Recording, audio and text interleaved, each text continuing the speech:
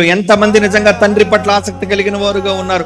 ఆ తండ్రిని ప్రేమిస్తే క్షమిస్తారు, ఆ తండ్రిని ప్రేమిస్తే సమాధానం కలిగి ఉంటారు. వద్దర్రా, గొడవలు ఆడుకోకుండా రా, మనమంతా దేవుని పిల్లలం కదా, ఒకరినొకరు క్షమించుకుందాం అంటే ఏమండి, బైబిల్ ఓపెన్ యూనివర్సిటీలో ఎన్నో కాలేజీలు ఉన్నాయండి, ఎన్నో రీసెర్చ్ సెంటర్లు ఉన్నాయండి.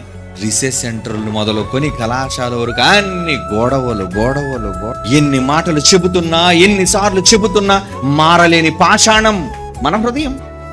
క్షమించండి అర్రా, క్షమించండి. నిజంగా యేసు రక్తం పాట, యేసు నేర్పించిన రక్తంలోని పాఠం ఏంటంటే క్షమా. ఏమండి, ఈ పాట చూసిన తర్వాత కూడా ఇంకా మీలో కోపాలు ద్వేషాలు ఉంటే ఇక ప్రపంచంలో మిమ్మల్ని ఎవ్వడూ మార్చలేడండి. పాట చూసిన తర్వాత మీ గుండెలు కరిగిపోవాలి. ఆ పాట చూసిన తర్వాత మీ శత్రువులు మీరు క్షమించాలి. శత్రువులనే క్షమించమని చెప్పిన తండ్రితో మీ తోటి సహోదరుని మీరు క్షమించలేరా? ఇప్పుడు శత్రువు కాదు కదా, సోదరుడేగా. ఎన్ని మార్లు సహోదరుని క్షమించాలి?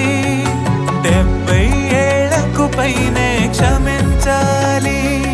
ఈ రక్తమే ప్రతిసారి నువ్వు త్రాగుతుంటే క్షమించమని అడుగుతుంది. ఆరాధనలో క్షమాపణ దొరుకుతుంది.